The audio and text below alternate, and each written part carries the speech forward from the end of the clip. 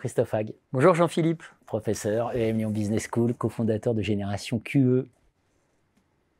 Quotient émotionnel. Le pouvoir de la surprise, même mauvaise, c'est votre dernier ouvrage, Albin Michel. La contagion émotionnelle vient de sortir en poche. La repérer, l'apprivoiser sans protéger. Voilà. Et un concept que je n'avais jamais vu, celui d'empreinte émotionnelle. Alors, qu'est-ce que c'est que l'empreinte émotionnelle et comment ça peut nous amener à réfléchir un peu différemment? On parle beaucoup des objectifs des Nations Unies, de la préservation des uns et des autres. D'ailleurs, si on prend une des étymologies recensées du mot management, ça vient, si on prend le dictionnaire de l'Académie française ou le dictionnaire Oxford, ça vient de ménager.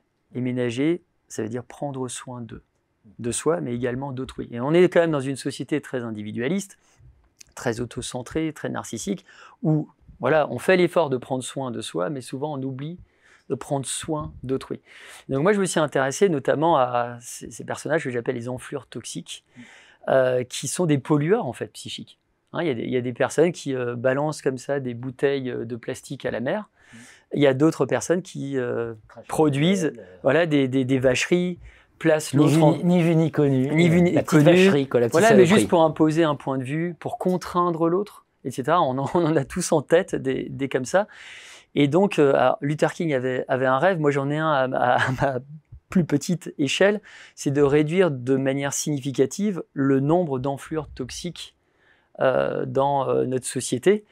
Et il se trouve que quand vous travaillez votre intelligence émotionnelle, vous êtes moins toxique. Donc, vous soignez plus votre empreinte émotionnelle, votre rapport aux autres.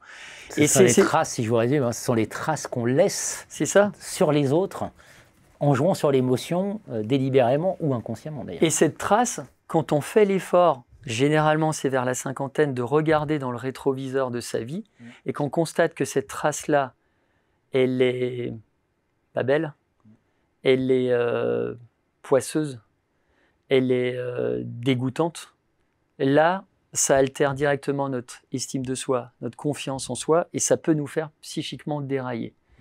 Donc l'idée, c'est plutôt on s'intéresse à ça, plutôt effectivement on peut soigner cette empreinte émotionnelle. Et on a soumis un papier là qui devrait être validé dans pas très longtemps, où on montre le lien direct. Donc c'est une étude qu'on a menée sur une population de managers, autant d'hommes que de femmes.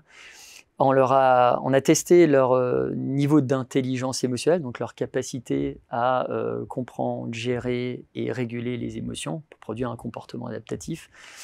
Et finalement, leur empreinte émotionnelle, donc on leur a fait passer des tests de machiavélisme, de tendance psychopathique, etc. Et il se trouve que plus vous êtes émotionnellement intelligent, moins vous êtes dans la manipulation, on va dire. Moins votre score en tout cas, plus votre score de machiavélisme est bas.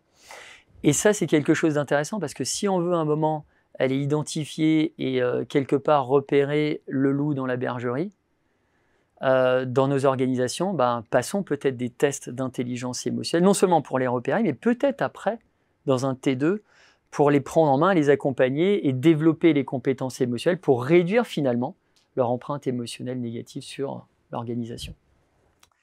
Le pouvoir de la surprise, même mauvais. Si vous voulez découvrir comment résister aux enflures toxiques, voilà, parce qu'il y a des stratégies pour résister aux enflures toxiques et vous présenter dans l'ouvrage, notamment confirmer effectivement, quand on vous envoie une vacherie, il faut la confirmer, ça j'ai appris ça. Inspiré du GIGN. Je retiens, et entre 1000 et un autre conseil. Voilà, merci à vous Christophe Hague. Merci Jean-Philippe.